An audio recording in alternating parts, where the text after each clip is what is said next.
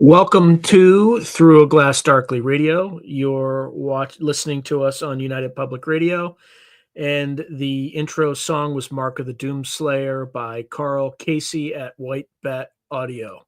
Welcome back, everyone. Hope you've had a fantastic week, and somebody's first live episode. So let me just go through some of these. Good evening, Ginger Norseman. Conniving Bones, your first live episode. Congratulations. Welcome. And Gray One New, welcome. All right. It's been a weird week. I had to do a lot of traveling last week, so I'm pretty tired. Thank you, Conniving Bones. I appreciate that. For folks on the radio, Conniving Bones says, new subscriber, love your show. I appreciate you. Actually, there's probably a lot of new people here because at least over the last few weeks, things started taking off. So this month, in terms of views, I'm tracking at pretty much double what I normally track. Same thing with subscriber growth and stuff like that. I don't quite know what's driving it. I mean, I know which episodes are kind of driving it. A lot of it is all the doom and gloom from Stephen Schwartz and Lynn Buchanan. There was also, there's, Kurt Metzger also mentioned the show on his podcast. I don't know if you all know who Kurt Metzger is, but he's basically good friends with Joe Rogan. He's been on Rogan's show for, I don't know, he's been 6 to 8 episodes. You can look it up. So apparently he watches this, or at least he's watched episodes of this show. I don't know how often he watches it, but a little crazy. So I'm finally getting a little bit of growth. Yeah, thank you, Gray One New, who's also new. So it looks like YouTube's finally starting to recommend my channel to people because it wasn't in the past. So I'll take it. I'll take it. Anyway, all right, I should get started because people are here for Michael Aquino. I didn't do this well enough last week, so I want to be very clear. For the radio show and for the radio show only, I come up with ideas, and then I use AI to generate scripts. I quickly review them. If they're no good, then I'll have them regenerate it and stuff like that. But it's an AI generated script. I'm very clear about this. If people don't like it, totally understand. And with that in mind, right, a lot of I generate it to have sources, but sometimes it can hallucinate. So check all the facts. There's a chance that AI got it wrong, but I want to be clear. And the reason I use it is I work 100 hours a week on a number of different things. You all knew I do the future forecasting group. I have a full-time day job. I also do interviews for my publisher. I write. I do, I run this channel. So I'm constantly working, never taking any breaks. So I understand if people don't like it. That's fair. But this is kind of the only place where I do that. So again, I want to be very, very clear. Yeah. You guys are like pretty cognitive. I just had an email exchange with him today. So, and we scheduled time in 2 weeks. So Jason Giorgiani will be on here. I was waiting for a little bit because channels like me can't get away with having folks like Giorgiani on until people like Jesse Michaels provide them with a platform, and then that gives me permission.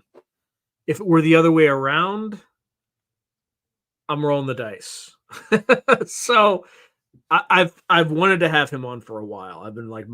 He's on my radar for a while, but it's just a very strategic pause for me. It's kind of like an Alex Jones thing. I would love to have Alex Jones on this because it would just be crazy and hilarious.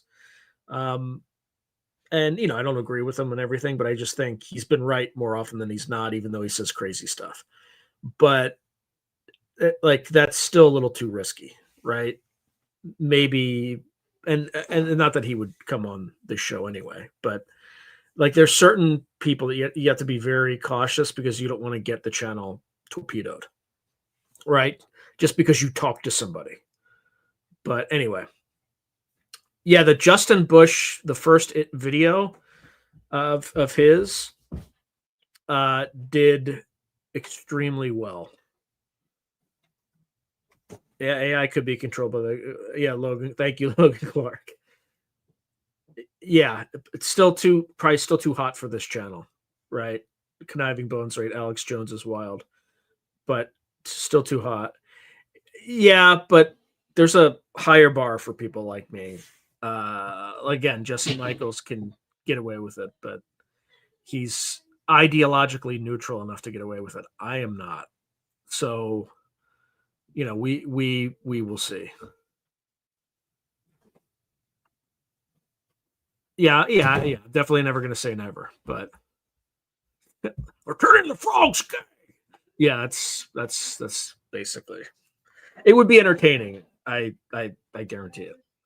Anyway, All right, let's get to it because people are like, I just came here for the Michael Aquino thing. Why is he still talking? So, without further ado, let's get started. Okay. Lieutenant Colonel Michael Aquino, an analytical profile. First, we're going to start with his military career and PSYOP service. And there's some interesting things when I kind of went through this, some interesting connections that now that I kind of have somewhat better sense of how the world works, makes a lot more sense here. Anyway, well, I'll call it out when we talk about it.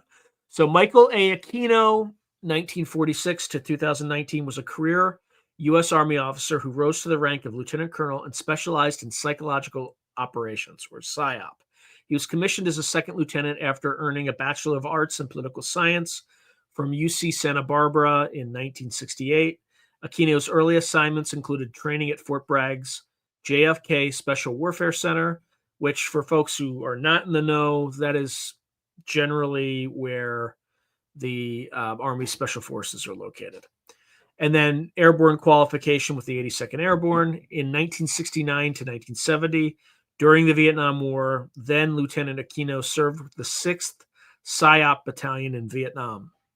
As a PSYOP officer attached to the Big Red 1, which is the 1st Infantry Division, Aquino conducted psychological warfare missions. Notably, he participated in experimental operations using amplified sound and quote-unquote demonic screams from helicopters to intimidate enemy Viet Cong and North Vietnamese troops.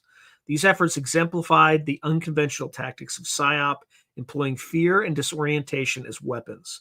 Aquino later recalled writing personal manuscripts during lulls in combat, describing how he drafted a satanic-themed essay, the Diabolicon, in the early 1970s, while directing PSYOP teams in Lai Cai, Vietnam, or Lai Cai. After Vietnam, Aquino continued to advance through the ranks. He earned multiple advanced qualifications, including Special Forces and Military Intelligence, and was assigned to PSYOP units in the Army Reserve. By 1980, as a major stationed at the 7th PSYOP Group in San Francisco, Aquino co-authored a seminal internal paper, From PSYOP to Mind War, the Psychology of Victory, alongside then Colonel Paul E. Vallely. Yes, that Colonel Paul Vallely, the guy who, then Colonel. I think he's retired as a general, but the guy who was on Fox News constantly in over the past few decades. That Paul Vallely. Kind of interesting that they're talking about PSYOPs. This paper advocated applying psychological techniques in future warfare to affect an enemy's will to fight, anticipating information warfare strategies. Aquino's blend of academic insight and field experience informed the mind war concept, highlighting his intellectual approach to military psychological operations. Aquino's Army career spanned from 1968 to 1994, combining active duty and reserve service. He held assignments as a foreign area officer and defense attaché in Europe, leveraging his political science expertise, and taught strategy and political science as an adjunct professor at Golden Gate University from 1980 to 1986. His military decorations included the Bronze Star Medal and the Air Medal for Vietnam service, and upon retiring honorably in 1994, he received the Meritorious Service Medal. Contemporaries described his service record as exemplary despite the controversies that later surrounded him. Aquino ultimately retired at the rank of lieutenant colonel after 26 years in uniform. And then let's just talk a little bit about his academic and intellectual contributions. Parallel to his military career, Aquino pursued rigorous academic work and contributed to intellectual discourse in both strategic studies and esoteric subjects. He earned a PhD in political science from the University of California, Santa Barbara in 1980 with a specialization in international relations. His doctoral dissertation, The Neutron Bomb, analyzed the geopolitical and strategic implications of the enhanced radiation nuclear weapon. Aquino later published this work, updating it into an ebook edition, and noted that it was, quote, originally my dissertation for the Doctor of Philosophy degree, end quote, conferred in 1980. This research reflects Aquino's engagement with Cold War defense policy and his ability to translate complex military topics into scholarly analysis. Beyond formal academia, Aquino was an active writer and theorist. In the strategic realm, the Mind War paper in 1980 demonstrated his forward-thinking approach to psychological warfare. Decades later, he expanded upon these ideas and published works addressing information operations and national strategy, bridging his military insight with evolving technology and media environments. Some of these works were self-published after his retirement. Aquino's academic career also led him to teach university courses. From 1980 to 1986, he served as an adjunct professor of political science at Golden Gate University in San Francisco, offering courses on topics such as political theory, comparative government, and international politics. By all accounts, Aquino was respected in his classroom for his erudition, and he continued to lecture and publish essays combining political, historical, and philosophical analysis. Notably, Aquino also produced substantial writings on occult philosophy and Satanism, which we'll discuss later on. In 1989, he privately published a 2-volume tome titled The Church of Satan, which documented the history and practices of that institution from his perspective. Later, he compiled The Temple of Set, a massive work in multiple omnibus editions, as a comprehensive guide to the religion he founded. These works, though outside mainstream academia, exhibit Aquino's systematic approach.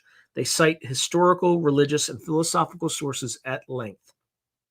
In combining scholarly style with esoteric subject matter, Aquino aimed to elevate occult discourse to an intellectually respectable level. For example, historian of religion Matthias Gardel observed that Aquino is an idealist basing his theology on Plato and the Gnostic Hermetic tradition, in contrast to the materialist approach of some other Satanists. This underscores Aquino's role as a theoretician. His writings frequently reference Platonic philosophy, ancient Egyptian texts, and Aleister Crowley's works, synthesizing them into a unique intellectual framework for Satanism and the left-hand path. In summary, Aquino's intellectual contributions straddled two worlds: traditional military scholarship and the unconventional realm of occult philosophy. In both, he strove for rigor. His ability to earn advanced degrees and produce formal research while simultaneously authoring religious manifestos and philosophical treatises exemplified the breadth of his pursuits. This interdisciplinary erudition made Aquino a distinctive figure, as he utilized his academic skills to lend credibility and structure to the emergent new religious movement he led. All right, so then let's talk a little bit about his religious leadership, from the Church of Satan to the Temple of Set. Aquino's notoriety largely stems from his role as a satanic religious leader. His spiritual journey began in the late 1960s with Anton LaVey's Church of Satan, and culminated in 1975 when Aquino founded his own esoteric order, the Temple of Set. Involvement in the Church of Satan, while stationed in California in 1969, the young Army officer, described as a sincere spiritual seeker, attended ceremonies at LaVey's famous Black House in San Francisco. Aquino formally joined the Church of Satan that year, finding resonance in LaVey's iconoclastic Nietzschean philosophy during an era of personal existential crisis. By 1971, upon returning from Vietnam, Aquino was ordained as a satanic priest in the Church of Satan. He proved an able organizer and writer for the church, contributing essays to its newsletter and forming a local satanic grotto or chapter that met in his home. LaVey valued Aquino's intellect and discipline, precisely the kind of member who could lend legitimacy to Satanism. Letters from LaVey in the early 1970s praised Aquino, noting that while membership was growing, brain surgeons and congressmen are still in short supply among Satanists. Aquino's status rose to effectively LaVey's right-hand man by the mid-1970s. Despite this close association, Aquino grew disillusioned with the Church of Satan's direction. LaVey's approach to Satanism was avowedly atheistic and increasingly cynical. He portrayed rituals as psychodrama and even began to sell priesthood titles for donations when church finances dwindled. To Aquino, who regarded the priesthood as a genuine spiritual vocation, these developments were dishonorable and corrupt. He and his wife, Lilith Sinclair, herself a Church of Satan member, resigned from the Church of Satan on June 10, 1975, in protest of LaVey's leadership changes. Upon departing, Aquino declared that the church had lost its infernal mandate. In his view, LaVey had betrayed Satan's will.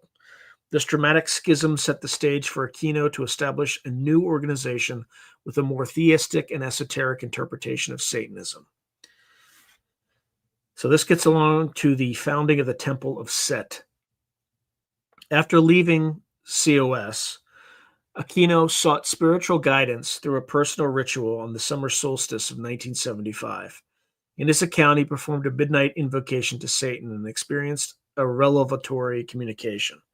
He claimed that the entity he knew as Satan appeared to him not as a symbol, but as an actual metaphysical being, and revealed he no longer wished to be known by the adulterated Hebrew name, Satan, but by his proper name, Set. In ancient Egyptian mythology, Set, or Seth, is the god of darkness, storms, and the desert, a figure Aquino now believed to be the true identity behind the Satan archetype. Aquino transcribed this communication as the Book of Coming Forth by Night, a short manifesto that became the foundational scripture of his new religion.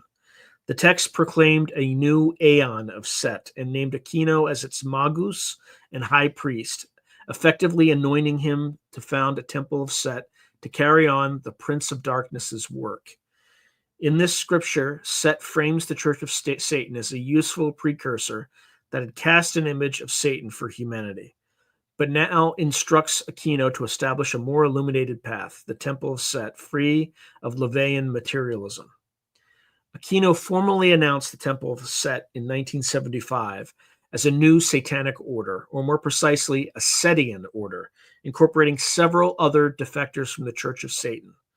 That year, the Temple of Set was chartered as a nonprofit church in California and soon obtained federal tax-exempt status as a religious organization. Aquino served as the temple's founding high priest and primary doctrinal authority for his first 2 decades. He was succeeded by Don Webb in the late 1990s when Aquino semi-retired from active leadership. In terms of doctrine and practices of the Temple of Set, under Aquino's guidance, the Temple of Set developed an intricate occult philosophy that it distinguished from LaVeyan Satanism in several key ways. First, the Temple of Set is theistic, or at least metaphysical. It affirms the existence of Set as a real entity or principle, often described as the embodiment of conscious, isolate intelligence in the universe. Members, called Setians, revere Set as the oldest manifestation of the Prince of Darkness, tracing his veneration back to pre-dynastic Egypt, or circa 3200 BC. While the temple does not worship Set in a submissive manner, it views him as an initiatory teacher figure who bestowed upon humanity the black flame of divine consciousness, essentially the gift of individual self-aware intellect. This belief stands in contrast to LaVey's strictly atheistic stance. As one scholar summarized, current leaders of the Church of Satan emphasize Satan as symbol only. Aquino emphasized Satan Set as extra-physical. The Temple of Set's doctrine is explicitly a form of the left-hand path, which Aquino defined as the pursuit of self-deification and personal godhood through conscious will. In temple literature, all conventional religions are viewed as right-hand path, systems that demand surrender to an external deity or dissolution of the self. In contrast, the left-hand path is championed as the religion of the self, in which the individual, through magic and self-development, aspires to become an immortal godlike being. The temple's Setian philosophy teaches antinomianism, a deliberate rejection of herd mentality and societal norms in favor of forging one's own values and identity. Setians see themselves as elite in the classical sense, engaged in a difficult path of intellectual and spiritual excellence, often misunderstood or feared by the masses. The temple explicitly honors and enshrines consciousness, holding individual self-awareness as sacred. Practice in the Temple of Set revolves around black magic, defined not as malicious witchcraft, but as the process of my will be done. The use of will and ritual to actualize one's own purposes, as opposed to the right-hand path motto, thy will be done. Submission to divine will. Setians engage in magical workings to enhance their zephyr, an Egyptian term pronounced kepher, adopted by Aquino, meaning to become or self-evolution. Kepher, introduced as the word of the Eon of Set in 1975, encapsulates the temple's principal goal of continual self-improvement and spiritual transformation. Rituals are often individualized rather than scripted. Members are encouraged to speak to Set as a friend, gently and without fear, rather than perform formulaic recitations of worship on bended knee. This informal, introspective approach reflects Aquino's stance that each initiate must forge their own relationship with Set and their own magical insight, rather than rely on dogma. Dude, I can't believe this synchronicity keeps going. You'll understand when I keep going. So the organizational structure of the Temple of Set is hierarchical, yet intended to be meritocratic. It is governed by a council of how many, folks? How many? You know the answer. I'm just going to give folks actually a moment to comment. How many are on this council?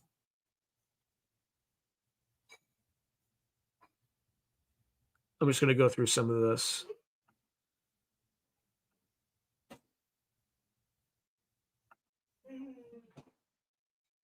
What's the live chat? Logan? I don't know. Actually, I don't know what it's like on X. Let's see. Yep, the Franklin scandal. Yep, we'll get into that.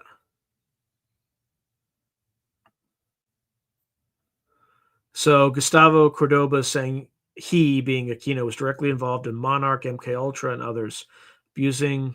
All right, I'm not going to say those words. He was accused of kind of some of that stuff, but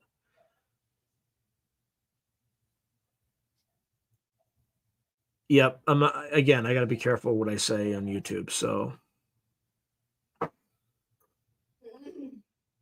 okay. Colonel. So again, Gustavo Cordoba said Colonel Aquino was mentioned directly by name by Project Monarch survivor Paul Bonacci. NECA says Aquino is very misunderstood. His books on philosophical conception of reality and nature have very real value to people who do want to understand what occultism is. Yep, conniving bones, catastrophic. I mean, this is part of it. We're engaged in it right now. All the stuff I'm talking about. These things like may be able to go to space or whatever the phenomena, but it's been right here with us since the beginning and probably before.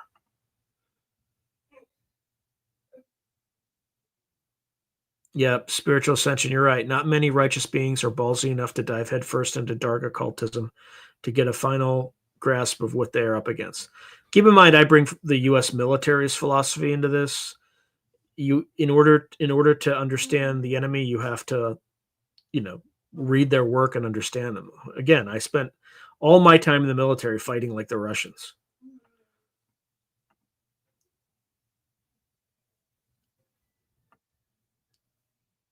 Well, was he though?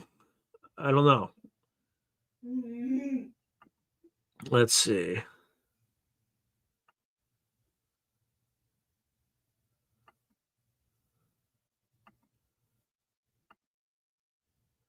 Okay, so NECA writes, I don't believe the scandal accusations. His quotes about the Neteru and spirituality and antiquity are worth looking at. People are in a mind prison with religious thinking study occultism. Yeah, I don't know what to.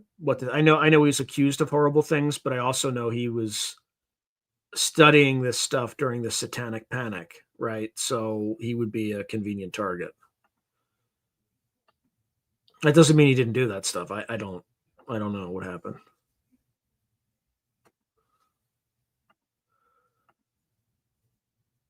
Okay.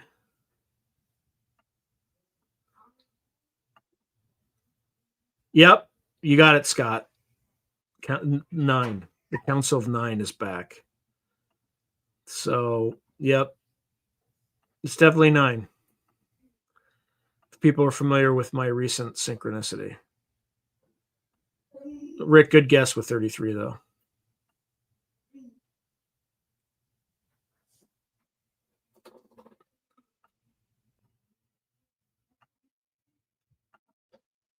Yep. Sorry, I'm just trying to get through this really quick. I'm going to go and continue.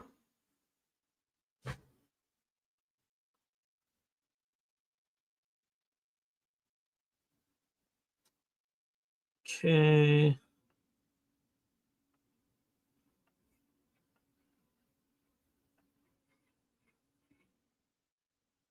Yeah, she did, I think. Yeah, she was definitely on Oprah. Tim Beck says Oprah had him on her show ages ago. Was it controversial, right? It's just controversy. Oh, just I don't want to recount it for people who are here, but just go to my community tab and it's like one post to go. There's, I have a recent post about a precognitive dream that happened, but there's a post before that that recounts this, the owl that kind of showed up on my neighbor's roof on September 9th, 2025. You had the digits of 2025. It's nine. So 999. There's a long history with me and the Archangel Gabriel. The Archangel Gabriel's number is 9. The Archangel Gabriel's direction is west. The owl was facing only to the west. There's just all sorts of crazy. And then there was another dream that I had, maybe a year, 18 months ago or something. Anyway, it's just there's a whole history behind it. I don't want to recount it, but there's this lots of nines synchronicity. Okay, all right, let me get back to it. Apologies for the brief delay. All right, so okay. So, to repeat, the organizational structure of the temple is set as hierarchical, yet intended to be meritocratic. It is governed by a council of 9, an executive body somewhat analogous to a board of elders, which appoints the high priest or priestess of Set. Initiates advance through recognized degrees of initiation. Number 1, 1 degree, Setian through 6th degree, Ipsissimus, Ipsissima. These degrees are not purchased or granted by tenure, but are earned via demonstrable attainment in mastery of the black arts and personal growth. A new member enters a Setian first degree and is expected to reach adept second degree within a 2-year period by demonstrating an understanding of temple philosophy and magical competence. Higher degree priesthood, 3rd degree and above, signify not only attainment but an office. For example, priesthood 3rd degree members serve as clergies and have authority to mentor and, if necessary, expel members to uphold the temple's standards. The temple also contains specialized orders and local groups called pylons. Orders led by 4th degree magisters focus on particular areas of the magical arts and sciences, allowing a depth level members to pursue shared esoteric interests, for example, ancient Egyptian magic, Hermetic Kabbalah, or other thematic disciplines. Pylons are small voluntary assemblages of Setians in a region who meet to exchange ideas and work rituals. Importantly, they are not congregations of followers, but cooperative forums for peers. Internal culture in the Temple of Set emphasizes responsibility, maturity, and ethics. Aquino was keenly aware that occult groups can attract unstable individuals or be distorted by egotism. Therefore, temple texts explicitly forbid criminal or sadistic activity and stress that black magic must be used with wisdom and restraint. The temple sees itself as an heir to many previous esoteric traditions, from Pythagorean and Hermetic orders to modern occult societies, but insists on extracting the positive insights of those predecessors while discarding their failures or moral flaws. Members are expected to maintain mundane integrity. Many are professionals in various fields, and to treat their esoteric exploration seriously, not as license for delusion or abuse. The ethos of elitist professionalism was instilled by Aquino and remains a point of pride for the temple. It distinguishes rational, philosophically grounded Satanism from the sensationalized or deviant image often painted by outsiders. In summary, Aquino's Temple of Set represented a more intellectually refined, metaphysically committed form of Satanism. Aquino diverged from LaVey by reintroducing devotional elements, the literal set, and a systematic magical praxis aimed at self-deification. By designing a structured initiatory order with degree progressions of priesthood and foundational texts, he gave the Temple of Set the cohesive identity of a new religious movement rather than a mere schismatic cult. The temple's doctrine, while complex, can be viewed as Aquino's attempt to modernize ancient Setian worship for contemporary minds, blending ancient Egyptian symbolism, Western occult philosophy, and a pragmatic focus on self-directed psychological growth.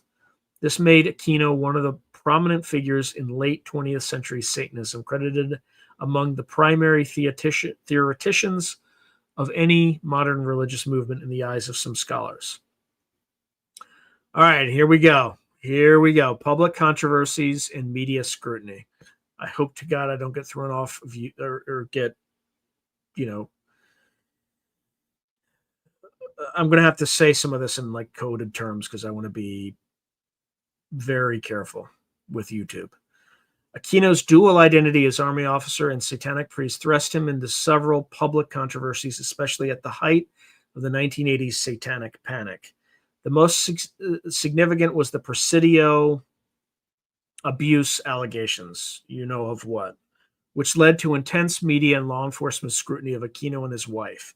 In 1986, amid a national hysteria over alleged ritual abuse in daycare centers, a young girl at the Presidio Army-based child care center in San Francisco accused Mikey and Shambi, names she used for Michael and Lilith Aquino, of abuse,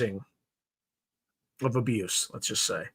The Aquinos were well known on base. Michael was then stationed at Presidio as a reservist active guard officer, and both were flamboyantly Gothic in dress, which likely made them conspicuous targets once rumors of satanic cults began circulating.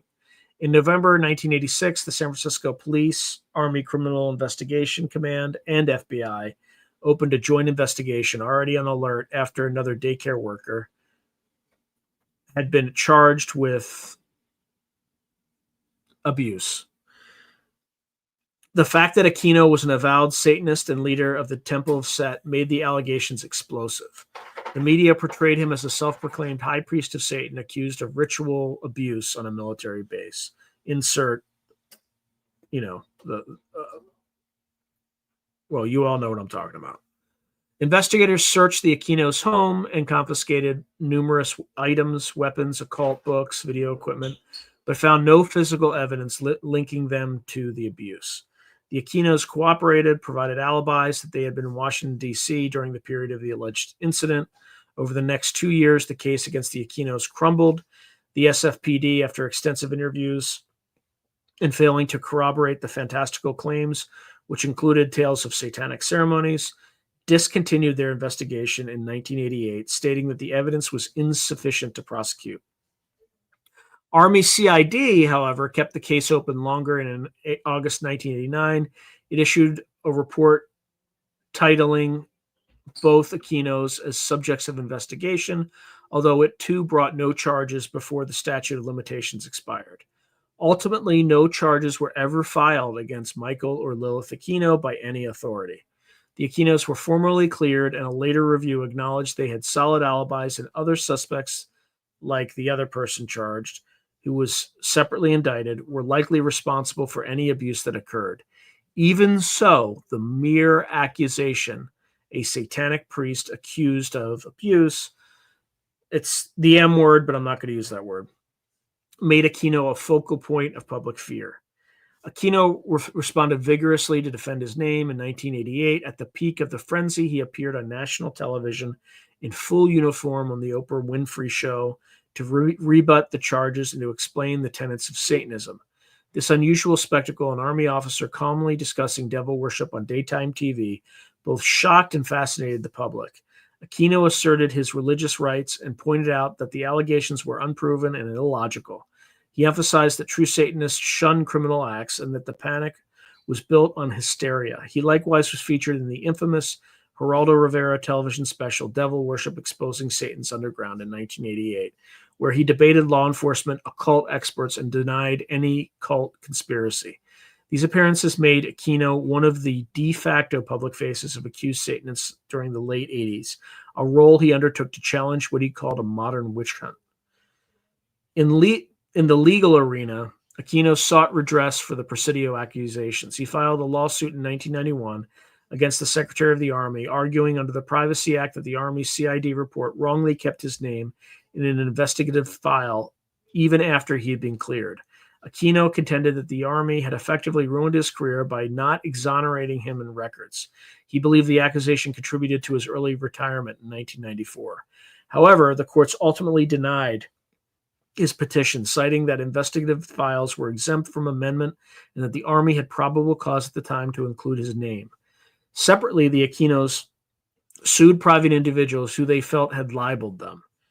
In 1994, they filed a suit against author Linda Blood for her book, The New Satanists, which insinuated they were part of a child abuse conspiracy. That suit was settled out of court, with the Aquinos reporting they were satisfied with the outcome. They also took on academic accusers. For instance, they successfully pressured scholar Karl to clarify or remove false implications about them in his book, Painted Black. Another notable conspiracy arose in 1997 when Aquino and his wife sued an internet service provider, Electricity, in an attempt to unmask and stop an anonymous user, Curio, who was spreading the old Presidio allegations on Usenet forums. The Aquinos claimed the ISP had a duty to remove defamatory content, while the ISP invoked free speech protections, noting that under the new Communications Decency Act, it wasn't liable for user posts. This case, Aquino versus Electricity, became an early test of internet speech and intermediary liability. Media coverage in Wired magazine highlighted the irony.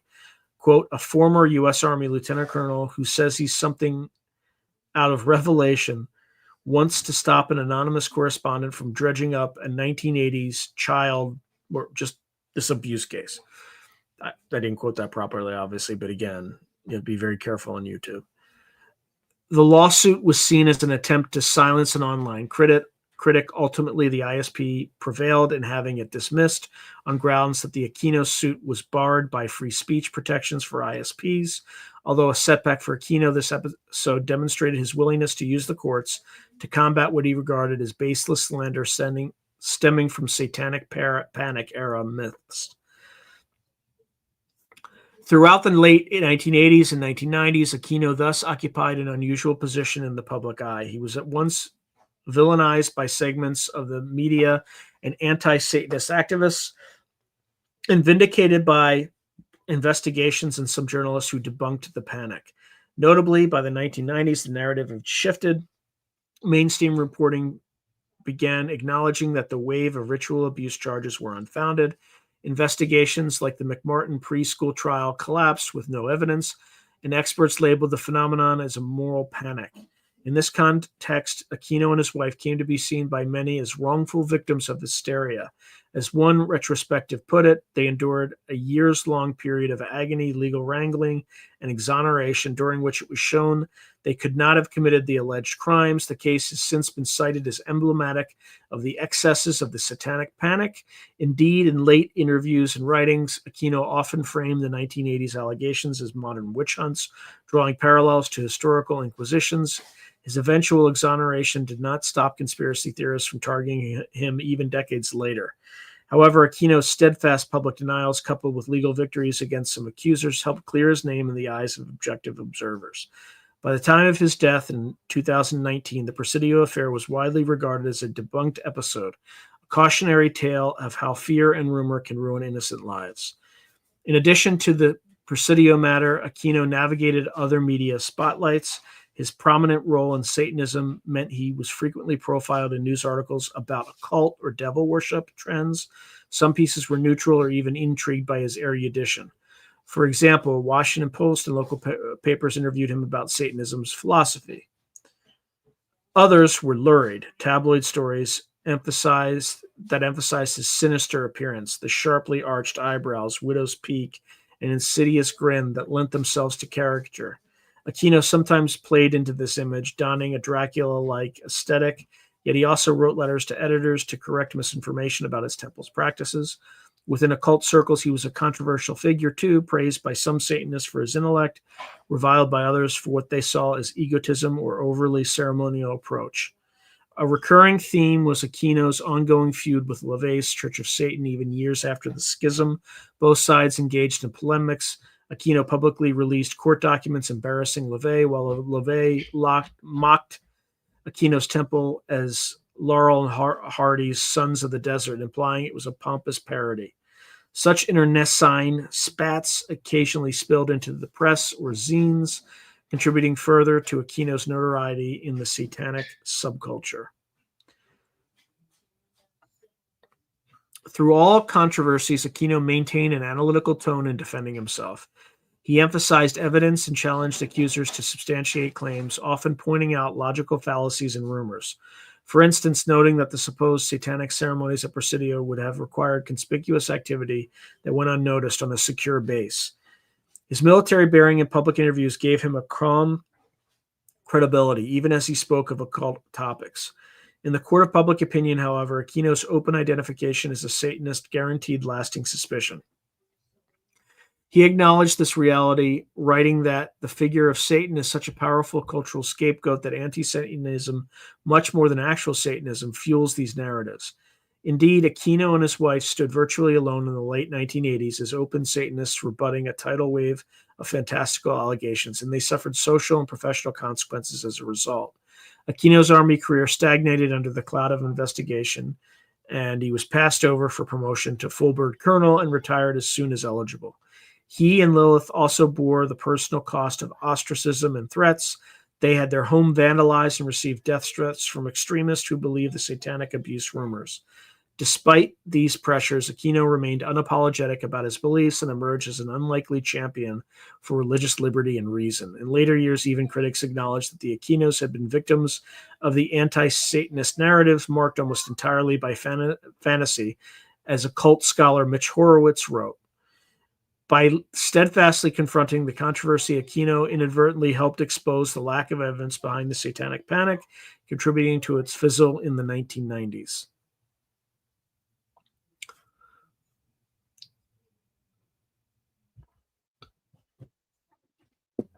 All right, then there's his occult beliefs and practices.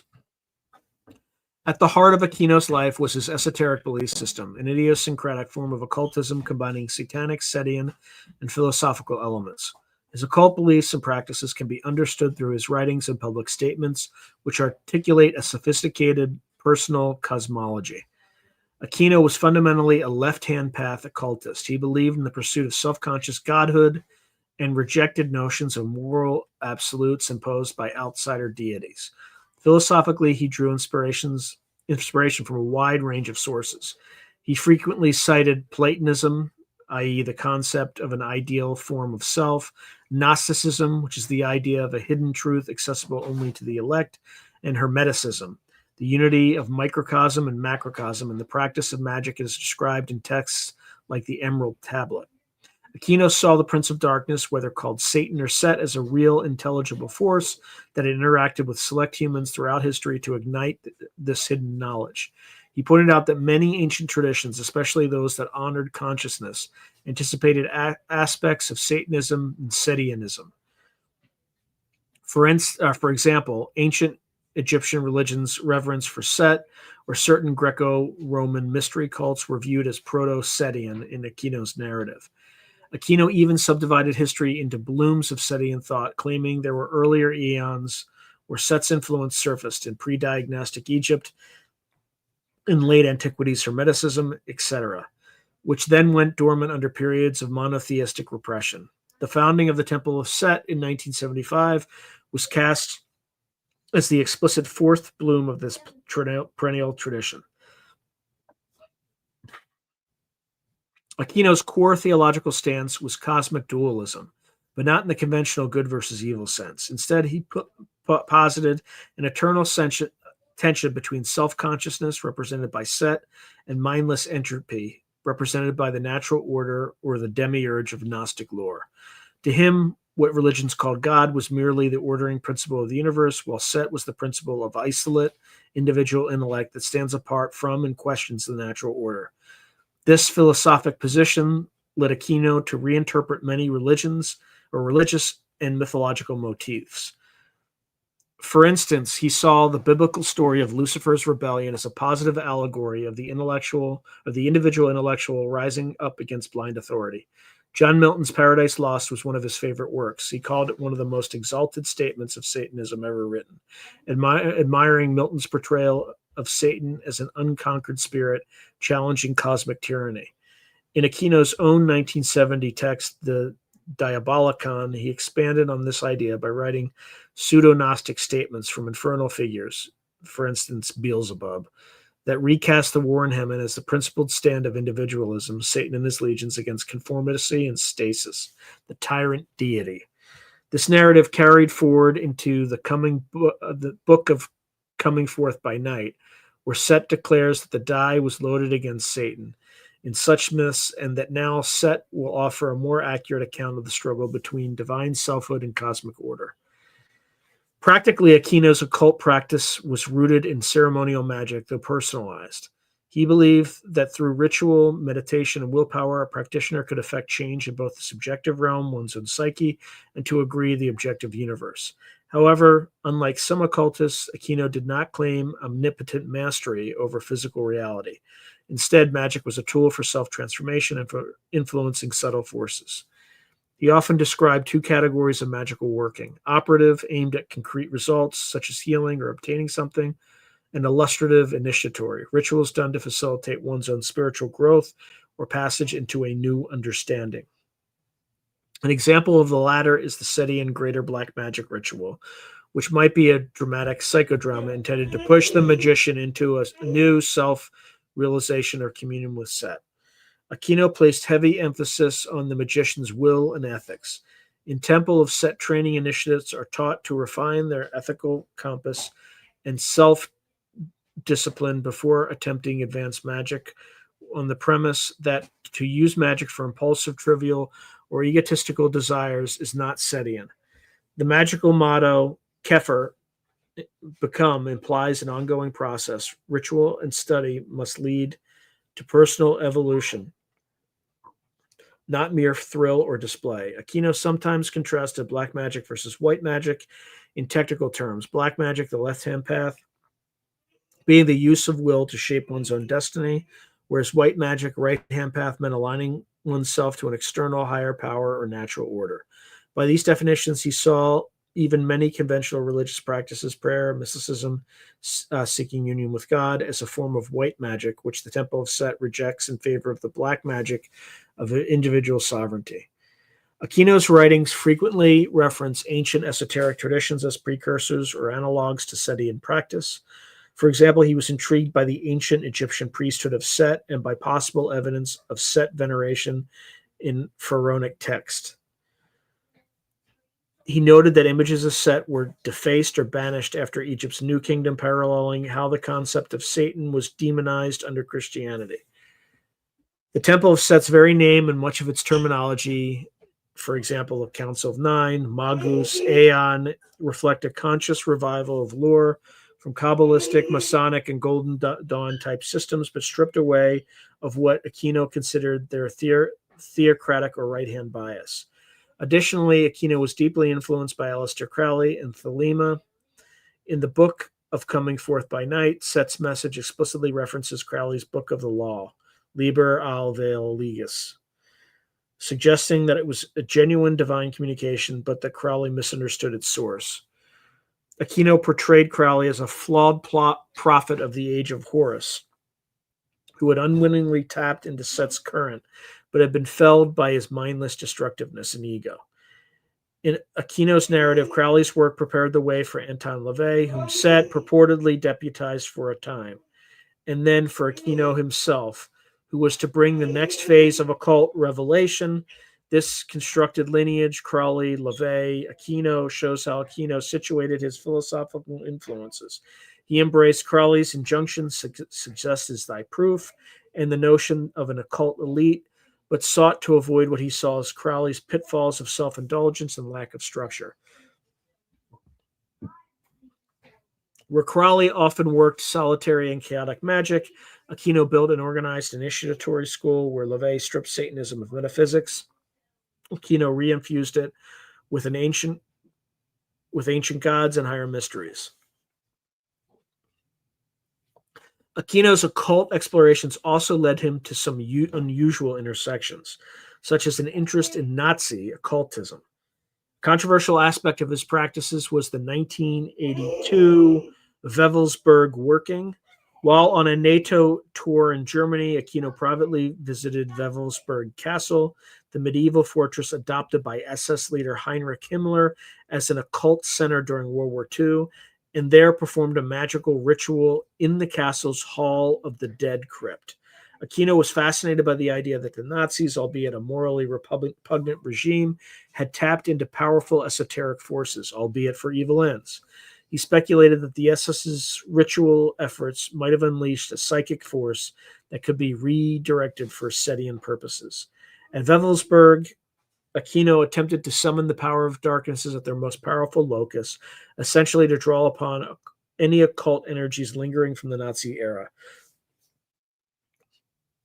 He later explained to temple members that his goal was to transmute that force towards constructive self-evolution rather than destruction. While details of the ritual remain private, Aquino only cryptically mentioned some insights gained. The episode exemplifies Aquino's willingness to engage with dark historical currents in pursuit of esoteric knowledge. It also fed the popular imagination. Critics misconstrued him as a neo-Nazi or dangerous sorcerer, though Aquino explicitly denounced Nazi atrocities even as he studied their occult experiments. In truth, Aquino's take on Nazi occultism was scholarly. He viewed it as a case study in how extraordinary psychic force misdirected can lead to catastrophe. A warning that power must be coupled with ethics, a lesson consistent with temple teachings on responsible magic. Finally, it is worth noting Aquino's personal demeanor in occult practice. Those who met him often commented on his calm, professorial tone, even when discussing diabolic matters. He did not rant or role-play a fiend. Instead, he spoke as a serious philosopher of religion. In rituals, he favored dramatic symbolism, black robes, candles, swords, and the pentagram of Set, the temple's inverted pentagram emblem, were employed to focus the will. But he rejected any practice of animal sacrifice or criminal acts, arguing that such behavior was undignified and not essential to our work.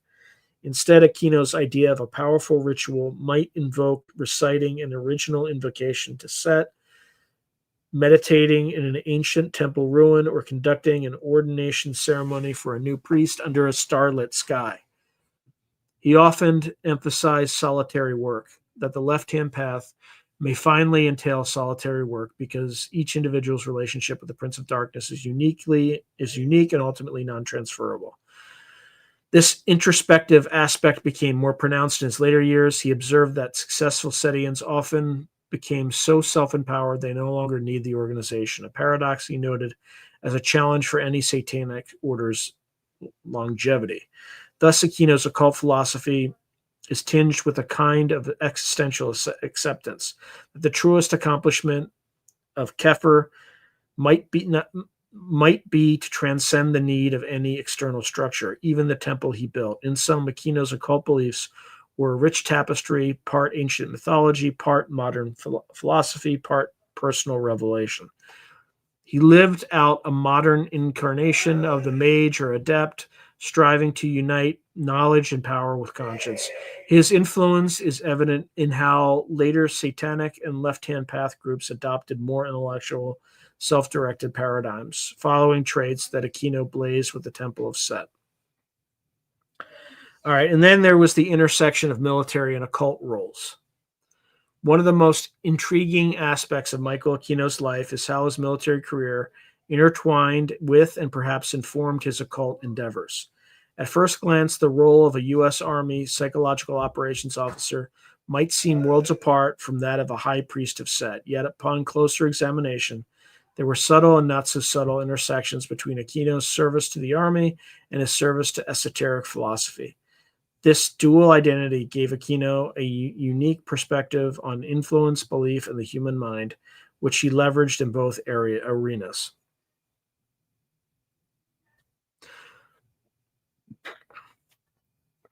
All right, so psychological operations and magic. As a psyop specialist, Aquino was trained to manipulate symbols, media, and emotions to affect target audiences, essentially to change people's minds. This is strikingly parallel to the goals of ceremonial magic, which seeks to influence reality, starting with the practitioner's own mind through symbols and will. Aquino himself noted this connection in his paper, From Psyops to Mind War. He argued that the ultimate victory is won by shaping the enemy's perception and will to resist.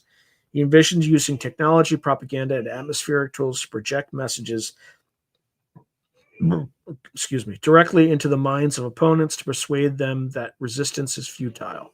Such ideas mirror occult notions of projecting one's will onto others or into their environment. In essence, Aquino approached psychological warfare with the mindset of a magician, concerned not just with physical battle, but with the consciousness of those he aimed to influence. Conversely, he approached magic with the rigor of a military analyst, emphasizing strategy, precise objectives, and evaluation of results. Aquino sometimes describes Satanism, Setianism itself in military terms. In the Mind War paper's introduction, which he later appended to Temple of Set readings, he drew an analogy that conventional war fought with weapons is crude compared to mind war fought by altering beliefs. He believed belief was the ultimate weapon, a concept equally at home in an occult context where belief or gnosis empowers spells. This intersection was perhaps most literal in Aquino's persona. He was known to perform occult rituals while on military assignments. For instance, during the Vietnam War, he completed the Diabolicon manuscript amid bombings and gunfire, experiencing what he felt was an otherworldly inspiration guiding his pen. He described feeling the text had a life of its own, as if channeled beyond his conscious control, an almost mystical experience occurring in parallel with his duties as an officer. It is tempting to speculate that the extremity of war opened him up to what he interpreted as supernatural guidance. Then there was discipline and secrecy. Military life also instilled in Aquino a strong sense of discipline and an appreciation for secrecy and hierarchy, which carried into his occult leadership. The Temple of Set structure with ranks, titles, councils represents a fraternal military order in some respects. Aquino's insistence on vetting members, maintaining secrecy about certain temple writings like the jeweled tablets of Set, available only to higher initiates, and requiring loyalty oaths can be seen as adaptations of military security clearance culture to a magical order. He often analogized the temple's work to a war for the human soul, not a war of violence, but of ideas and wills, just as an army unit must maintain high standards of cohesion. Aquino enforced standards in the temple, expelling members who violated ethics or proved unstable. He was essentially commanding two armies, one of soldiers and then one of occultists. In terms of his influence of esotericism on military thought, While it is harder to document how Aquino's occult beliefs directly influenced his military actions, given that overt Satanism would have been unacceptable in official duties, there are intriguing hints. Some who served with him noted that Aquino had an uncanny ability to psychologically assess situations and individuals, a possibly coincidental skill or perhaps sharpened by his magical training in reading symbolism and hidden motives. In the 1980s, Aquino worked at the Presidio in an Army Reserve capacity that involved intelligence analysis. It was in that period that he undertook the Wewelsburg Castle ritual in 1982 during an authorized tour in Europe. One might surmise that he arranged military travel to align with occult opportunities. Indeed, Aquino leveraged his official trips to visit ancient sacred sites and museums where Setian artifacts were held. For example, during NATO exercises, he made time to perform ceremonies in European cathedrals or old pagan sites, blending his personal mission with his professional itinerary, quietly so as to not alarm colleagues. Aquino's ability to compartmentalize was exceptional. Fellow officers who had no idea of his satanic pursuits nonetheless respected his competence and noted nothing amiss in his performance. Meanwhile, Temple associates marveled that a high priest of Set could simultaneously be a decorated lieutenant colonel, suggesting he applied occult principles of glamour and misdirection to keep these worlds separate when needed. Nevertheless, the two worlds collided spectacularly in the Presidio affair, as discussed. That episode underscores how Aquino's occult notoriety affected his military role. The mere allegation nearly cost him his Army career and certainly foreclosed further advancement. The Army had to grapple with unprecedented questions. Can an open Satanist hold a high-level security clearance? Aquino did, and was never formally revoked because no wrongdoing was proven. Does membership in a new religious movement disqualify one from service? In the end, the Army had no regulations against it. In fact, religious freedom in the military became a topic of debate due to Aquino's case. He arguably paved the way for later acceptance of Wiccan or pagan service members in the 1990s. By standing on First Amendment rights, he challenged the brass to treat Satanism as a protected belief system, not evidence by misconduct by itself, or not evidence of misconduct by itself. Aquino's eventual retirement in 1994, however, did end the formal linkage of his two careers. After that, he focused primarily on writing and temple work as a civilian. Okay, then there's the occult interpretations of military concepts.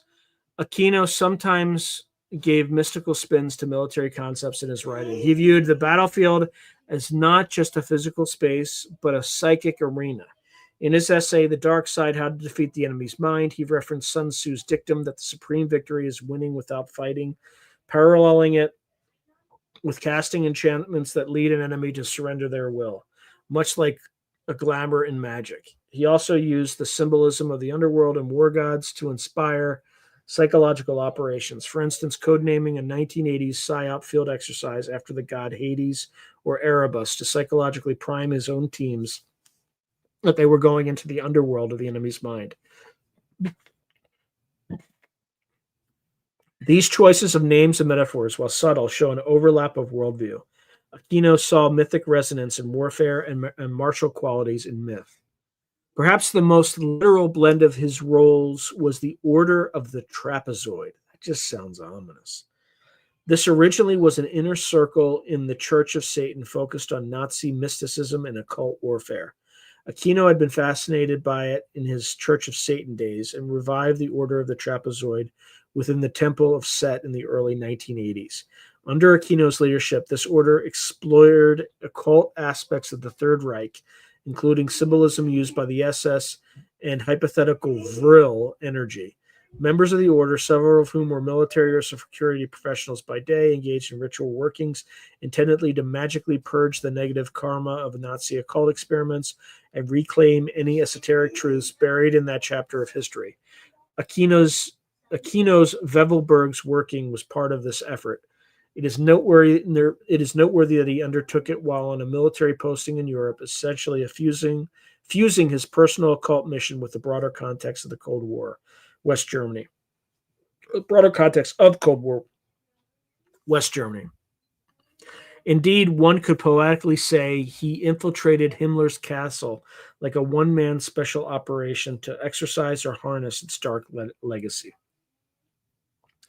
Aquino reflected on these intersections in later writings. In an afterword of Extreme Prejudice, which is his 2014 memoir about the Presidio case, he mused that had he not been a Satanist, the allegations might never have arisen. Yet had he not been a military officer, his Satanism might never have gained such public prominence in the first place. The uniform gave him a platform and credibility, as well as making him a conspicuous target.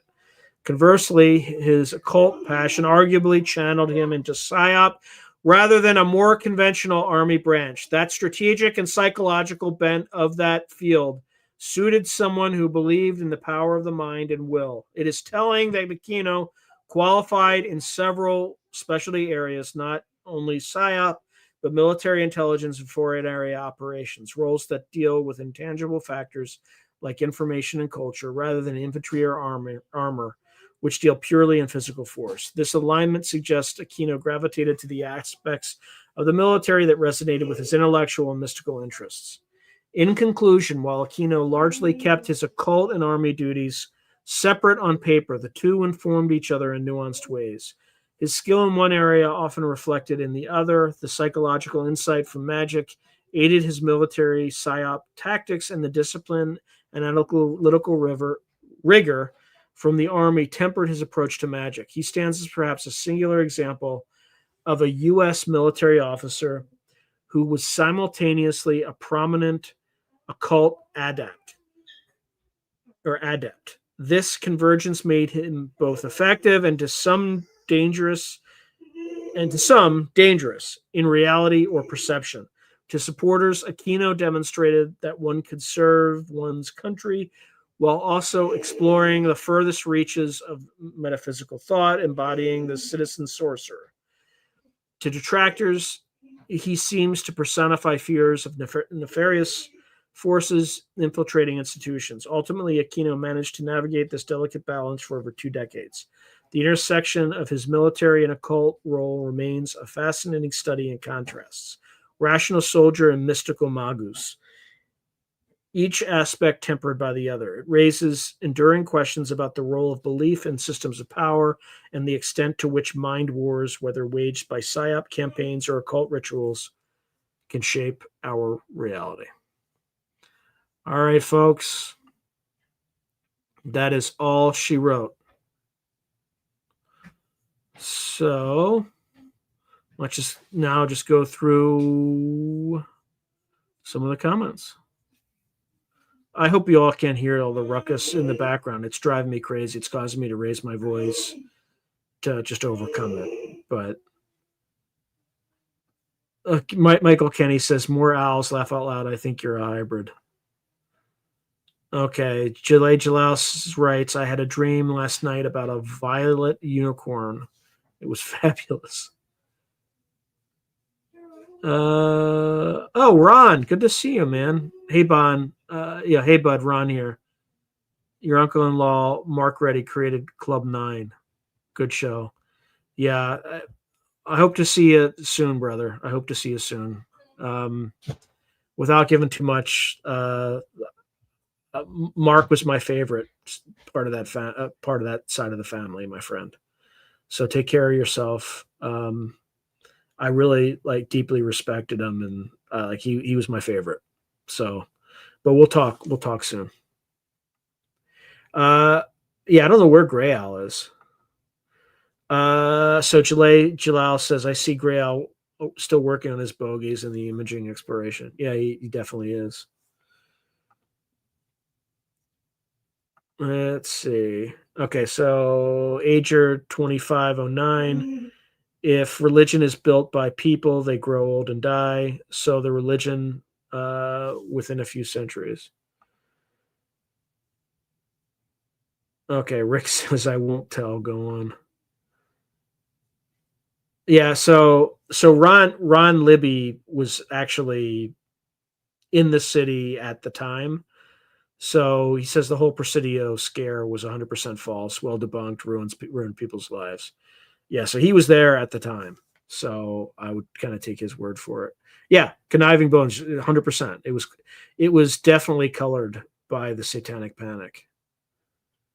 So Jalay Jalal writes, the left-hand path is service to self and does not cooperate except to prosper. Spiritual Ascension says, I rebuke them all. Jalay Jalal, all that helped to get him out of the military. Yeah. Spiritual Ascension just says they were protected by the rest of the monsters. Yeah, I don't know. I think honestly, like given the facts, I think Aquino was railroaded. Not that I'm defending Satanism or anything like that. I think it was just colored by that. Let's see. Okay, so Tim Beck says altruism is tricky when not knowing the altrui. Do good, hope for the best. Yep, cover your ass. Conniving Bones says, so there's aliens, angels, and demons. At least there aren't vampires or werewolves. That's a bit much. I could take a skinny gray, maybe a lesser demon, but I ain't taking on Dracula.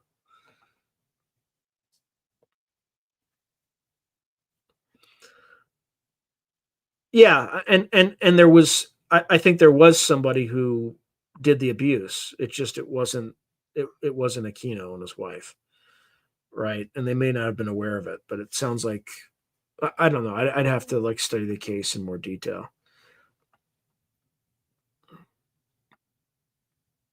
Okay.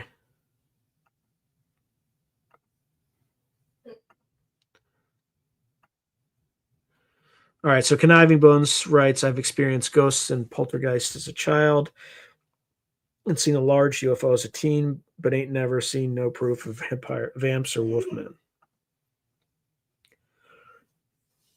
Let's see. So Tim Beck writes, I heard really involved, detailed, and immensely disturbing accusations about Aquino.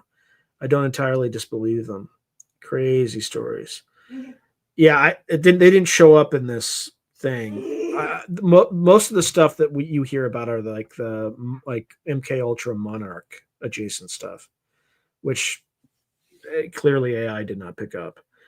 So Logan Clark writes, the face peelers are known affectionately by the locals as sucks, which was, oh my God, I'm not touching that one. Okay, Spiritual Ascension says, the fact that he was a Satanist leads me to believe he was guilty of everything he was accused of. Yeah, when you listen to his philosophy, though, it sounds like more of like a Prometheus type of thing. If you watch the Giorgiani episode that just aired on Jesse's channel, he talks a little bit about that. He kind of puts an entirely different spin on it. Basically, it is a reaction to the control system, right? It's like a rebellion to the control system. And when it's framed that way, right, given that we were all lied to our entire lives, I can understand why people would gravitate toward it.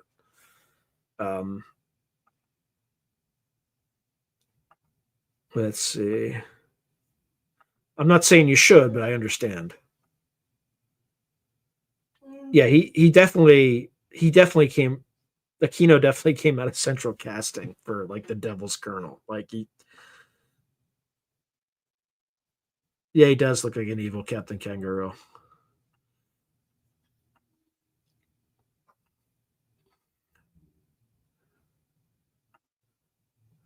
Okay, so Conniving Bones says, I'm not religious. I respect those that are. And even though I am not of religious faith, I'm cautious when it comes to such things. You won't catch me near a Ouija board or playing around with magic. Yeah, I would stay the hell away from Ouija boards. Those things scare me too.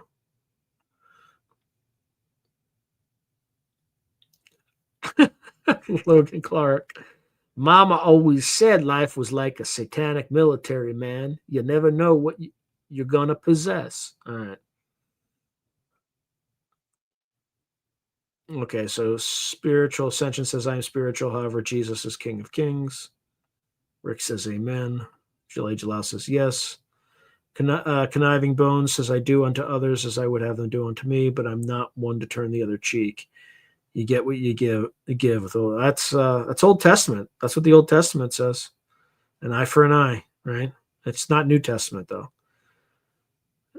Tim Beck says push when pulled, pull when pushed. I get it. Measured response.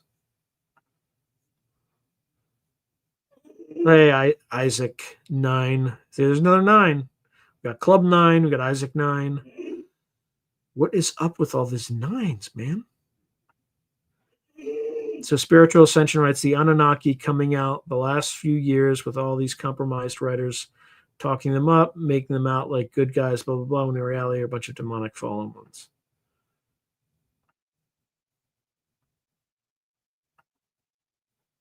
Okay, so Conniving Bones says Sean needs to animate the owl in the background image so it blinks and turns his head once in a while. Can I? Yes, I can. I bet you I can do that. Can I do that? Hold on. Let me make sure I don't lose my place.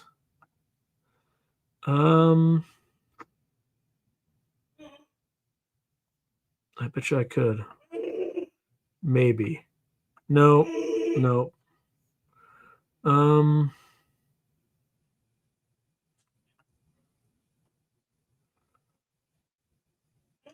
Let's see. I think there's a way to do it, but there's no quick way for me to do it while I'm running this whole thing. Oops, what did I just do? There we go. All right. Oh boy, we got duels. Okay, spiritual ascension. People claiming Yahweh is the good of the Bible, yet so many verses stating Yahweh had form. Heads up, y'all, the Most High Source Creator is formless. Yep, spiritual ascension. So many lies, so many distortions. The truth is popping at the seams. Let it be spewed upon all. That's the problem. Okay, Ron Libby says, dude sounds like he got it. Even if he liked him some ritual and drama, goals seemed enlightened from AI's take. Now I'm just looking down at both hands and thinking. Yeah. I mean, AI made him sound like a good guy, but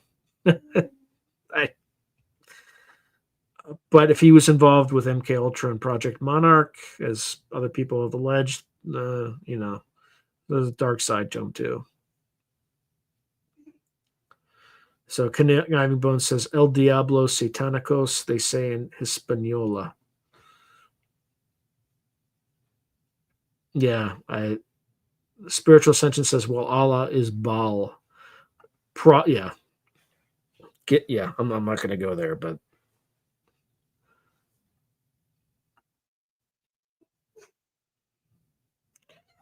yeah. So Spiritual Ascension says still deliberating on the exact identity of Yahweh, but it's one of the Yeah, could be. Given how anybody who refused to submit was basically destroyed. Okay. Okay, let's see. Okay.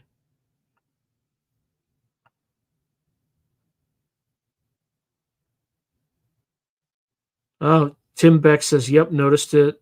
2012, after reading an MIT book, not promoting it, exposing the typology of different propaganda. Okay, I'll hush. What MIT book? Now I want to know.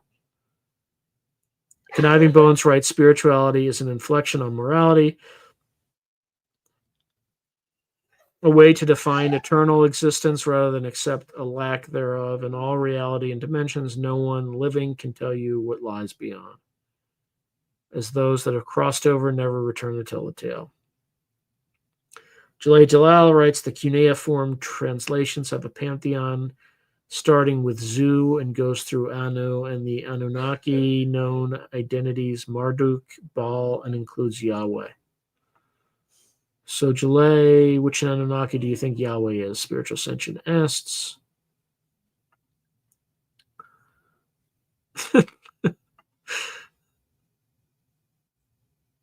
Okay, so Jalal Jalal just responds, just an iteration, one yields to the next, all the same from a storm desert entity. Hey, Jason, good to see you. Okay.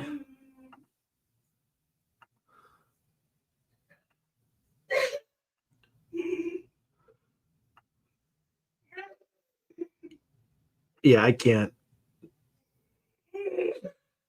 Hearing sour cream donuts makes me want to. I think I threw up a little bit inside when I heard that. Ugh. Okay. Yeah, I can't. I can't imagine that the sour cream donuts thing is making me ill.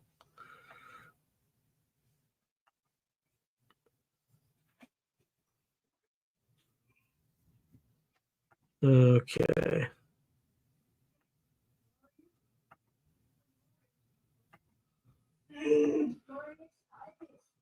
What was that?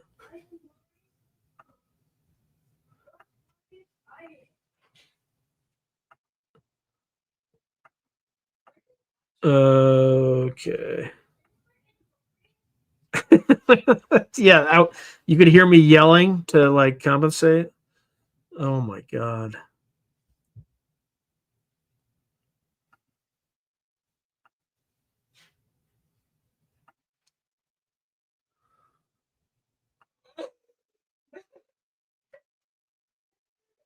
Hey, Foxy Joe, good to see you, man.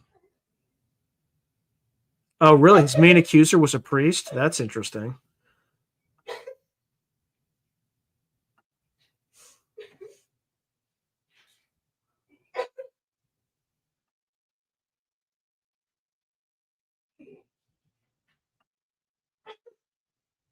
Hey, thank you, Rick, for subbing. I appreciate you, brother. Okay.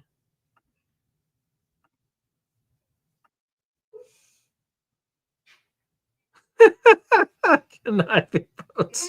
He reads everything we type. Whoops. Now I feel obligated to be more professional and say stuff that matters. I don't read everything, all right, but I read most of it because if you take the time to say something, I'll and also subscribe. You can't say anything if you don't subscribe. So if you've kind of done that, then you deserve to be heard. And I don't read everything, but so that's I got through it much faster this week, so we still have time. Let me just ask the chat: do people know who Kurt Metzger is? Because I can share that. I mean,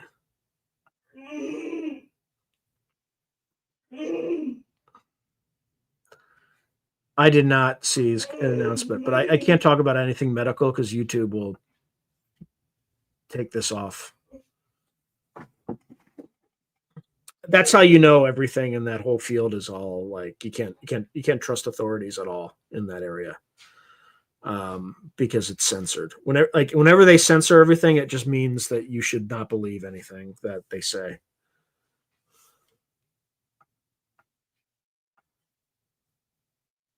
No, he's. I want to see if anybody knows who he is. Let's see. All right, let me just see if I can find this dang thing. Okay, profile.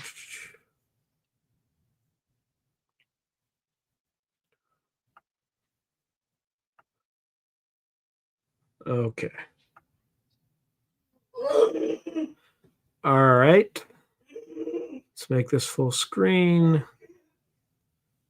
Oh, for Christ's sake.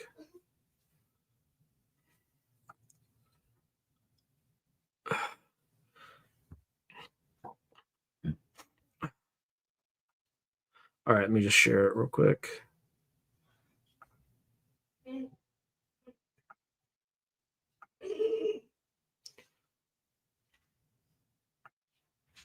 Now the question is, hold on.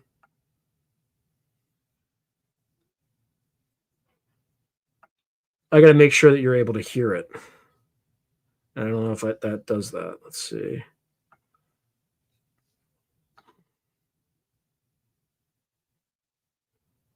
Okay, also share tab audio.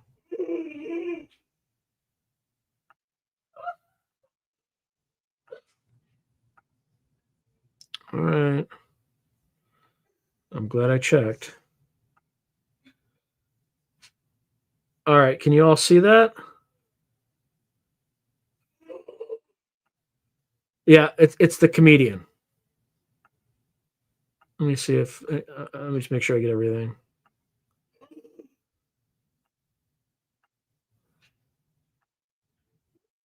Yes, that's him in the upper left-hand corner. That's his show. Let's see. Okay, so let me just run this. This kind of blew me away. Okay, here we go. Oh, and by the way, the guy interviewing him, Through a Glass Darkly is the channel you can find it on. And because I'm sitting there, I'm like, wait, what happened to them people? And then he asks him finally. Oh, and by the way, the guy interviewing him, Through a Glass. Okay, that just surreal.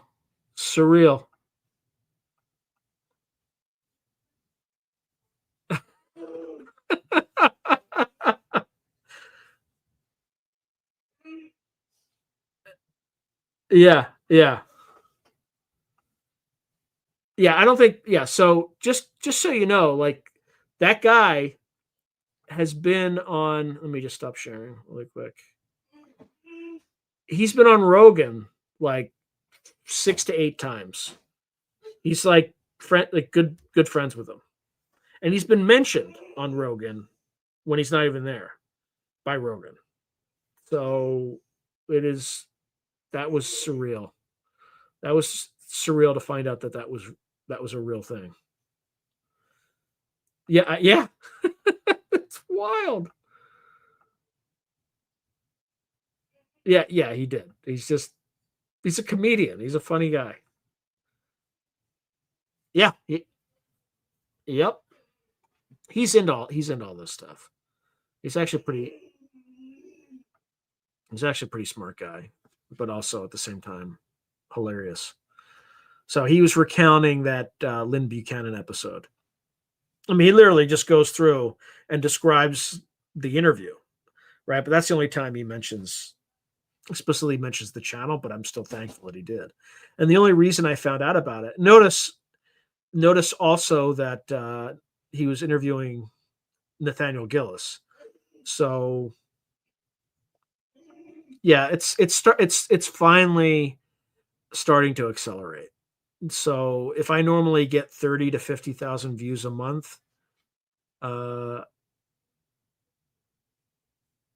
yeah, he definitely wrote for many comedy shows, including I didn't know he wrote for Ali G. And he's on the Jimmy Dore show. Yeah, yeah, he's a funny dude. So I'll take it. I will take it. But I just found out about it because people started coming to my channel and just saying like Kurt Metzger brought me here. I'm like, what? Really? And then I found it, and then I noted, and then it was also he was interviewing Nathaniel Gillis, who I talk to routinely. So anyway, yeah, that's kind of yeah. I don't even know what I would. That's true. We don't hear much from Jesse Ventura at all. Heard from him though when Hulk Hogan died because I think he was not a fan of Hulk Hogan. I don't know if they interviewed him when it happened or if they just like posted an old interview where Ventura just kind of said he was not a fan for whatever reason. I don't get into the intricacies of that. So let's see what else do folks have to say.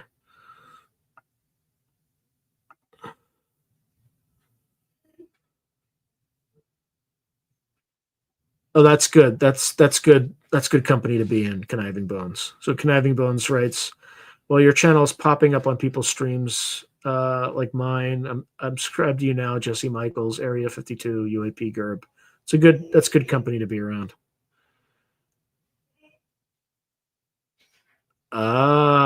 Ventura hates him because Hulk ratted him out to McMahon when he was trying to create a union. Interesting. Yeah. Again, I'm not going to say that word.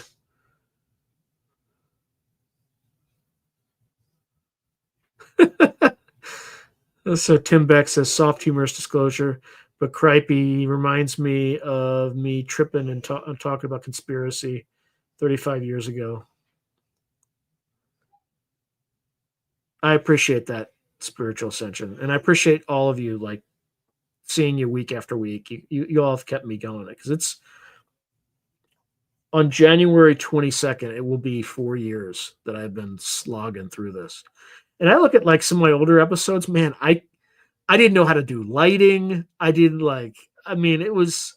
I look at my like early my first Lynn Buchanan episodes, and it's like, oh my god, I did not know that you put the light right up there so that it faces you directly and not on the side, and then all the green screens all patched and messed up. Conniving Bones writes, have you been to the Monroe Institute? I want to go do the gateway program. I have not, but I definitely want to do that. The problem is that like while I have this daytime job or this full-time daytime job, I'll never be able to go. But if that ever frees up, for whatever reason, or if this channel takes off and I'm able to start being able to kind of pay for, make a living doing it, then yeah, absolutely. Because I could use this channel as a vehicle to do that, right? So, but yeah, I've never been to the Monroe Institute, but hope to someday. But again, that's like 500,000 subscribers type size, right? So Fred writes, I think you're perfect to interview the JP whistleblower from Michael Sala because he claims he's active military. You'd be able to tell if he's legit. Maybe. Depends. If he says he's Army, yeah, I could probably suss him out pretty quickly. But again, if the guy's full of crap, I'd hate to put the guy on the spot. Yeah, it's not cheap. I think it's like $2,500. I interviewed somebody who went there. Yeah, Spiritual Ascension, he ain't legit. Yeah, that's what I think I heard like 2,500, something like that.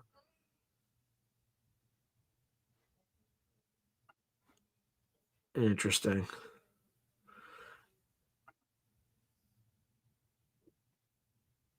Yeah, I mean, I could afford it. My issue is not the money. My issue is the time. Right? I can't. While I have like a full-time day job, I just can't get away for anything for a week. Right? I have to. I like they have to be able to contact me at any time. So, huh.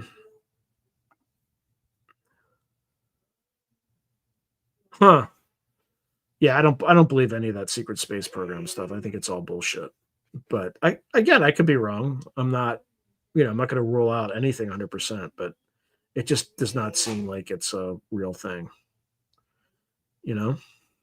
So what else? I'm going to the issue now is actually I could do it that way.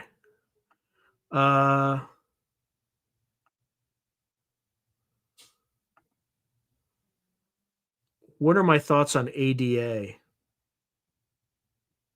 Say more. I'm not sure what you're talking about. I'm just being. Oh, David Adair. I don't have any thoughts on David Adair. Tell me more. Is he one of those secret space people, secret space program things? I did not see the Mr. Universe contest in 2025. For the record, I did not see it. I did not want to see it, and but I hope you enjoyed it. Oh yeah, anybody that says secret space program and it's like you're talking about like ships navigating like interstellar space, I don't believe it.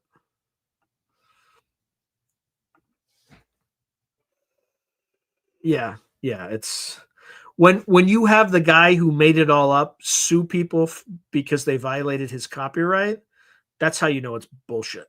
That's the whatever Cody or whatever is. name is, right? If it's real, he doesn't own a copyright over it. Oh boy. Okay, so how am I going to do this? Let's see. Oh, I know how we can. Just give me a second.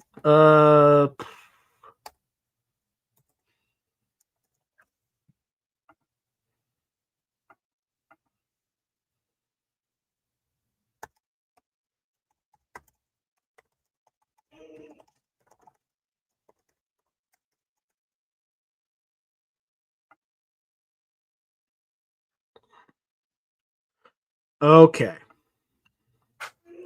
All right. This is a little, not a little. This is 100% promotional. Okay, what I'm about to do. So just bear with me. I'll go through it quickly. But yeah, Corey Good. Yeah, he was suing people because they were saying, "Oh yeah, I'm part of the secret space program too, and I went to this planet and that planet." And he's just like, "That's my IP. Back off." So, oh, interesting.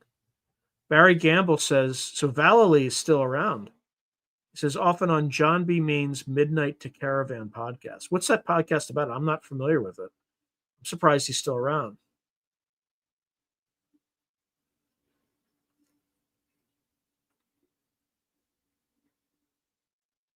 Okay. All right. This is kind of like a commercial, but I got to let people know about this because if I want to do this for a living, I have to find alternative ways to make money, to make the monies. All right. So you all know that I write, in my free time. So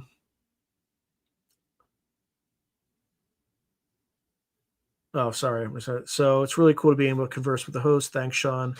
When you get all big and stuff, we won't be able to spend as much personal time with you. I'm grateful for being here for this. Well, thank you, Conniving Bones. Yeah, I've been doing this for 4 years, so it's not happening anytime. Probably not going to happen anytime soon. Yeah. So anyway, all right. Here's the commercial.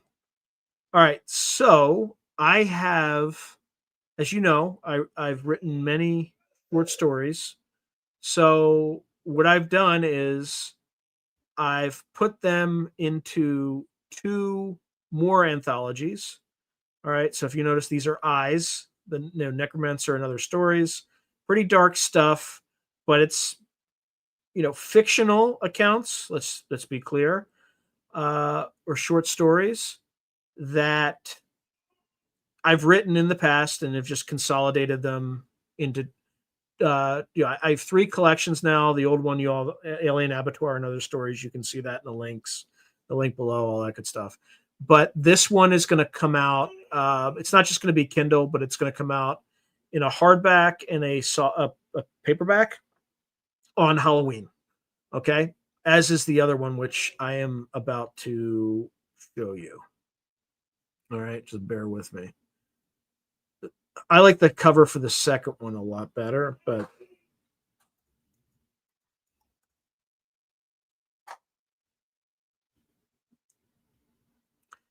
okay.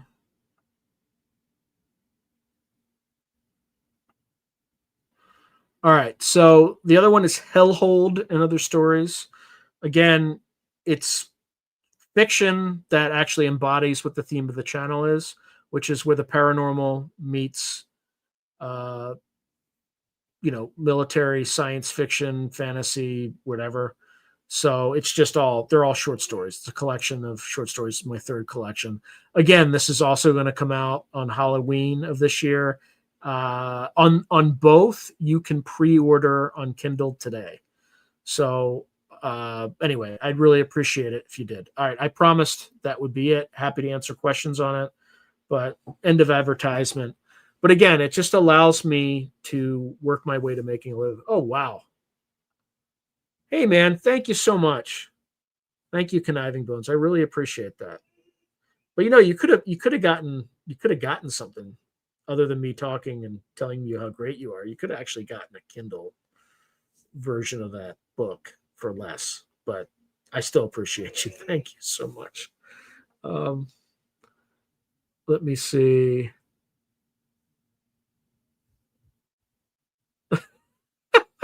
Hold on.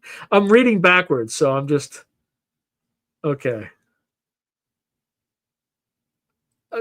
No, but it's close. It's kind of close. Although he's got hair, so um, yeah. Thank you, Tim. Tim writes awesome, Sean. Thank you, Scott. I appreciate that. Looks like it's a fun read. Meanwhile, Spiritual Ascension is focused on checking out Mr. Universe. Okay.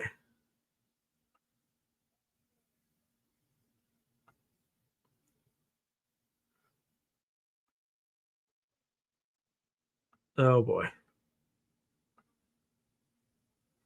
Okay. Indie Spect says, does it seem to you that a few UFO podcast hosts, reporters have recently been acting somewhat crazy the last few weeks or questionable? Yes. Yes. For sure. I'm not going to say who those people are because I like some of them, but yeah, they are acting. They are acting like they're funded by somebody else. Yeah, but they're good people, which is why I'm not going to throw out any names. But I totally agree with that.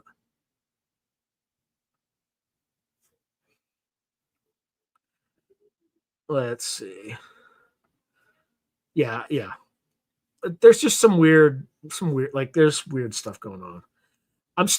We haven't even talked about the drones over Denmark and France.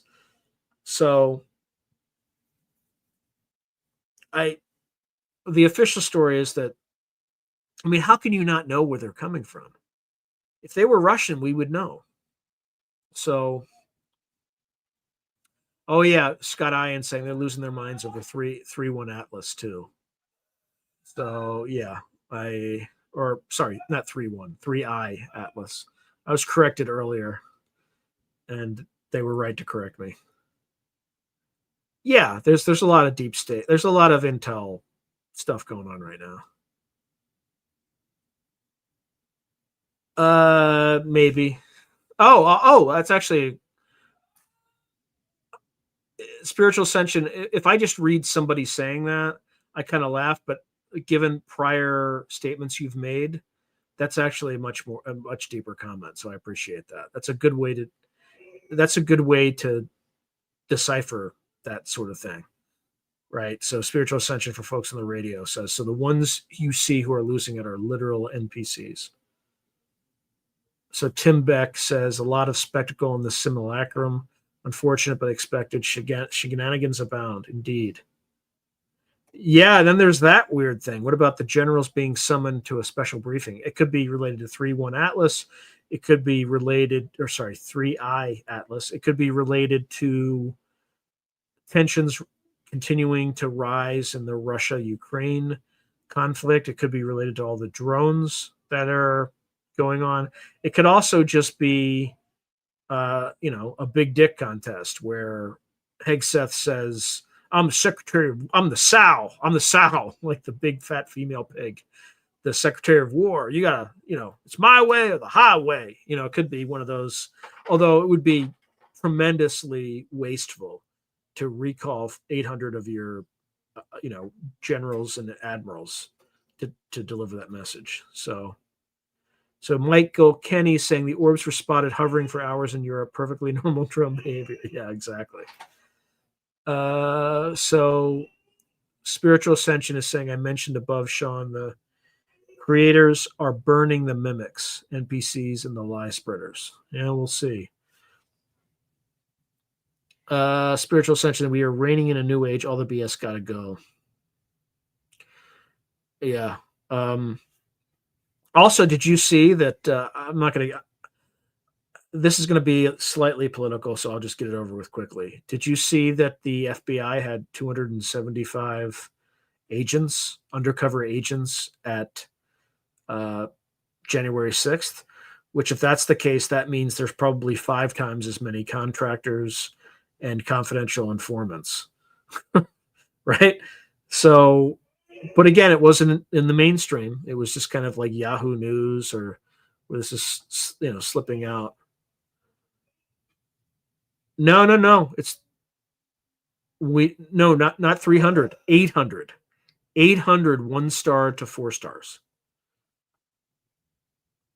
Let's see. So Michael Kenny's writing, it's wild that there seems to be so little awareness of UFO history in Europe, even recent history, haven't they? But yeah, and that I would also say that the US or Great Britain probably moved nukes to Denmark, which is why they appeared.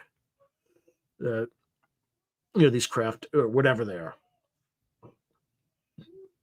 Indie Spec is saying, I haven't looked into it too much, but I don't think Russia makes sense as being behind the drones over Denmark. I agree, but I think that's the cover story.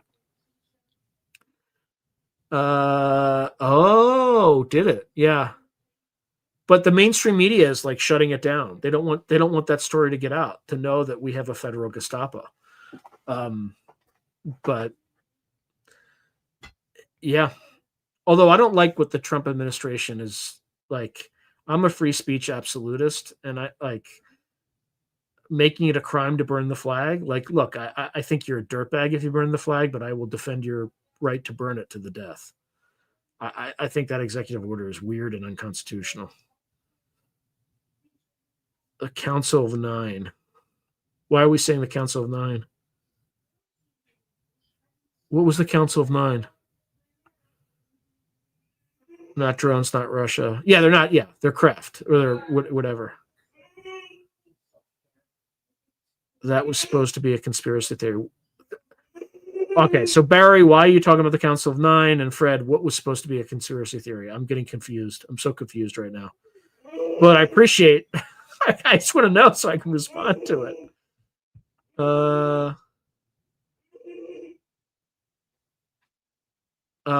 The embedded agents of January 6th was part of the Comey deal.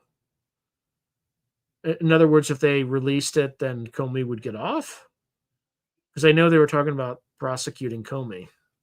But, I mean, just to think that they wasted our resources to provoke a crowd so that they could arrest a bunch of people for protest. Like, it's just dark. It's just dark. And then my illustrious governor is making life easier for the Sinaloa cartel to go after the families of ICE agents by forcing them to unmask. Thanks, Governor. Really helpful. Really fucking helpful. Freaking psychopath. Anyway. Yeah, I'm trying not to go too hard. I just...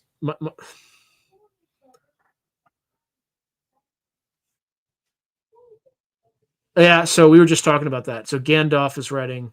I get it. I get it now. Gandalf. All right. Hey, Sean, I'm just joining here late. What do you think is going on in Europe regarding the Jones? At this point,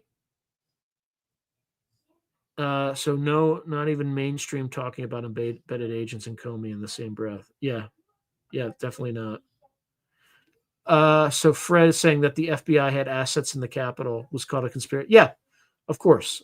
But we all knew because when they were asked under oath, they refused to answer, like when agents were asked. But I want to answer Gandalf's question. So I don't think they're Russian, but I don't want to entirely rule it out. But it's actually worse news if it's Russian. It means that we're so like NATO is so incompetent that we can't even track simple like styrofoam drones from a country that can't even, has been fighting its neighbor for 3 years and can't decisively win. Right. I would also say that based on historical trends, we probably moved nukes to Denmark, which is why these craft showed, or these objects, let's call them, showed up. So I don't think they're Russia. I don't think they're China. I don't think they're US. I think there's something else. What that something else is, I have no idea. Let's see. Yeah, I don't want to. The problem with Florida is the hurricanes. I mean, I know California's got earthquakes, but I'd rather kind of the ground shake than to like lose everything to flooding. But that's, Club 9 was the best club ever in SF created by Mark Rennie. Rest in peace. Again, there's the 9, right? Right, Ron? I hope you're doing okay, man. Feel free to give me a call if you ever want to talk. So, uh, you know, I definitely gonna miss the man for sure. Yeah. Spiritual sexual rights conspiracy theorists are in actual fact prophetic masterminds. Yep. Tim Beck says, we know they lie. They know we know they lie. Yeah. Let's see.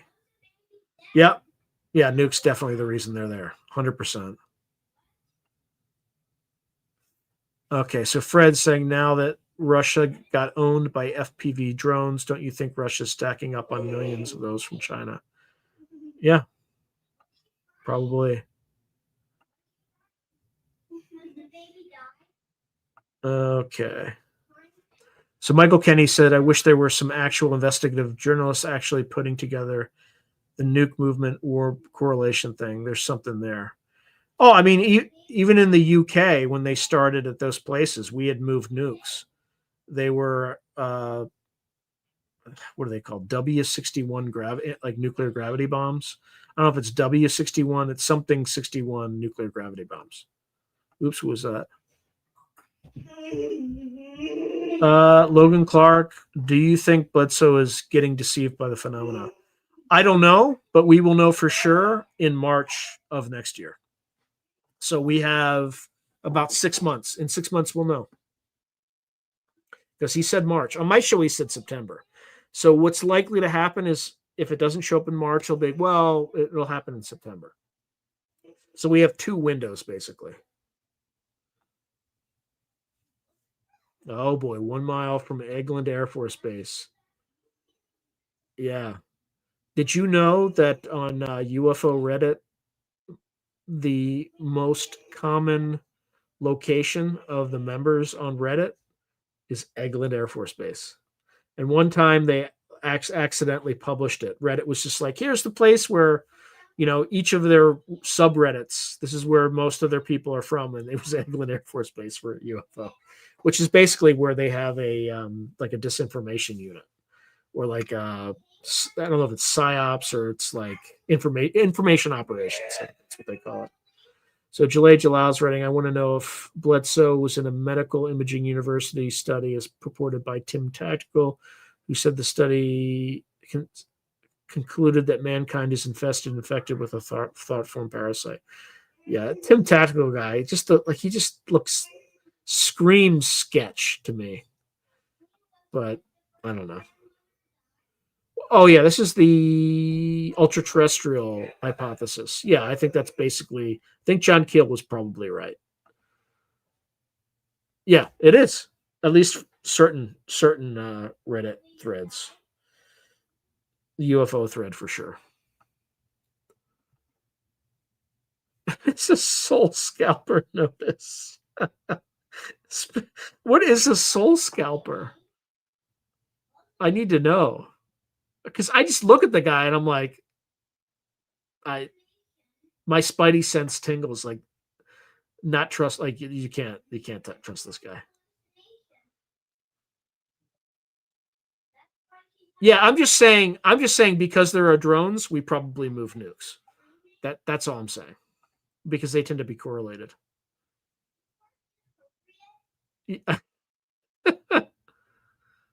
He's attempting to scalp your soul. Interesting. Yeah, he just looks sketch.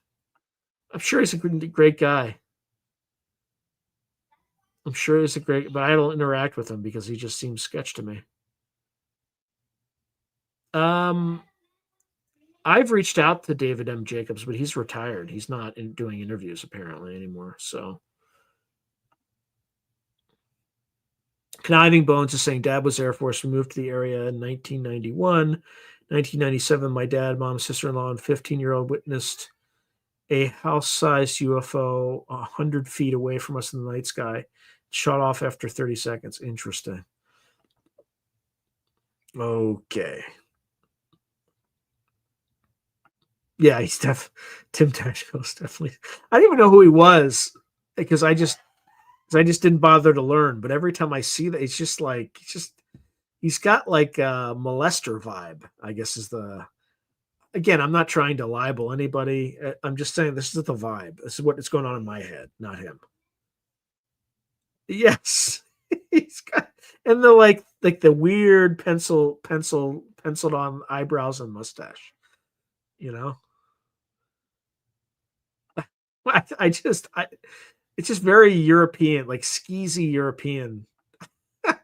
Yeah, it's like Sylvester the Molester. That's all. That's just that's what comes to my head. So again, he's probably a perfectly nice guy, right? I don't know him, but it's probably not even his name, his real name. So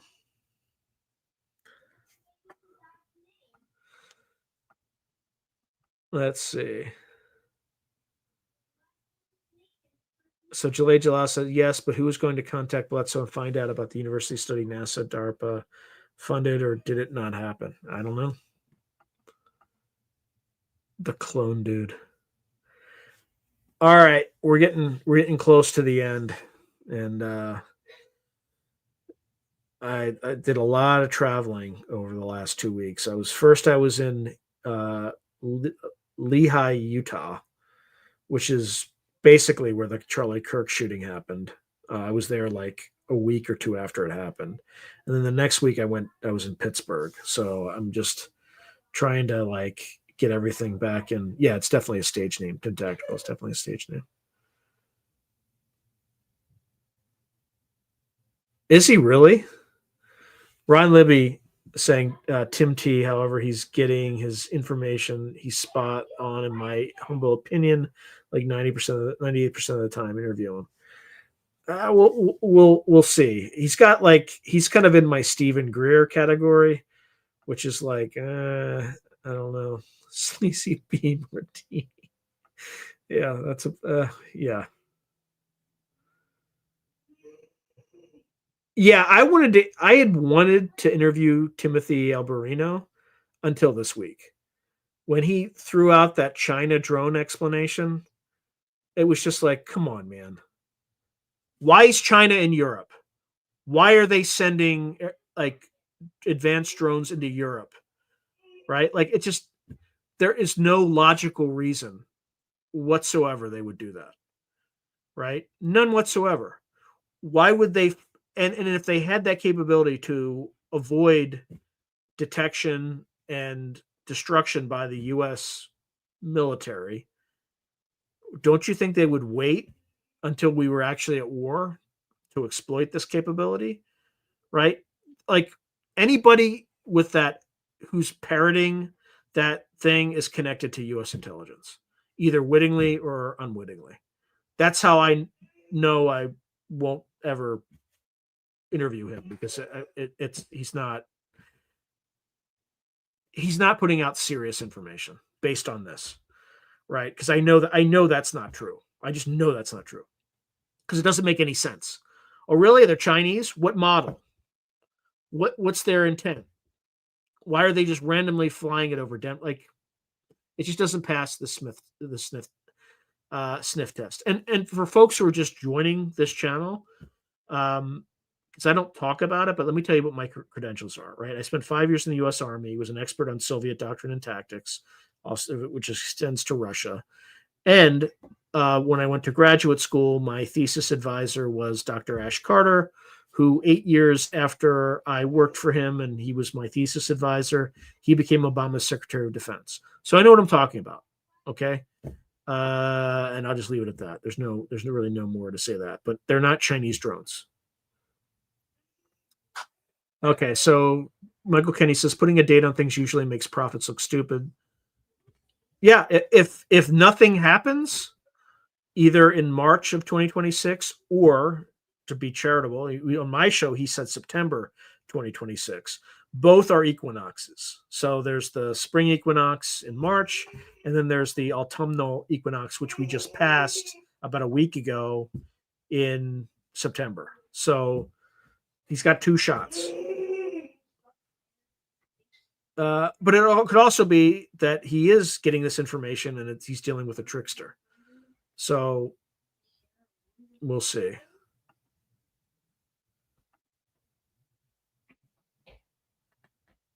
I know all about Guar. I know all about Guar. Yeah.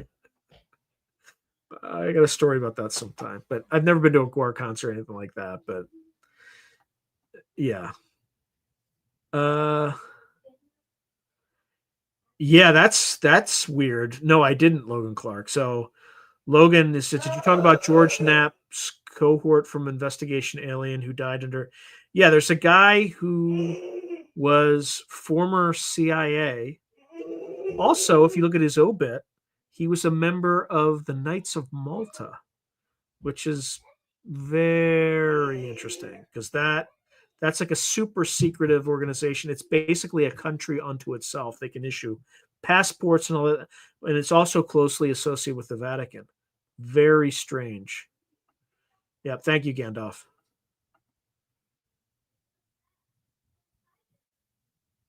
Yeah, he should stay in his lane. Fred's saying Alberino was just giving lectures about spiritual stuff. No idea he chimed in on geopolitics. Yeah, and he should stay in his lane because whatever the intelligence community is feeding him is bullshit, and he's just spouting it off, probably unwittingly. I'll be charitable there, but he's not critically analyzing what the information he's getting.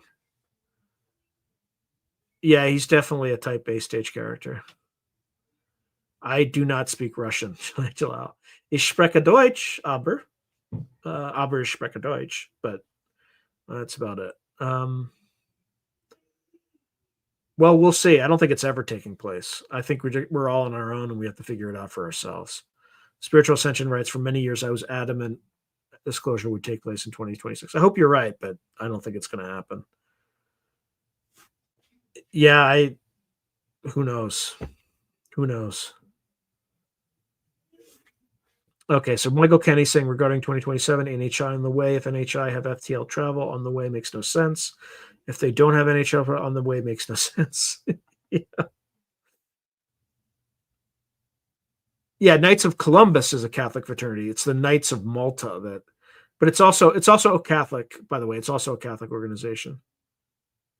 Conniving Bones saying, you think the U.S. is worried another country might be just no, because if they were, they would have disclosed. How did the ancients build these megalithic structures? Drones are Chinese. Yeah. Okay. All right. I really do have to go. So everyone, good night. God bless and have a wonderful rest of your weekend and a fantastic week.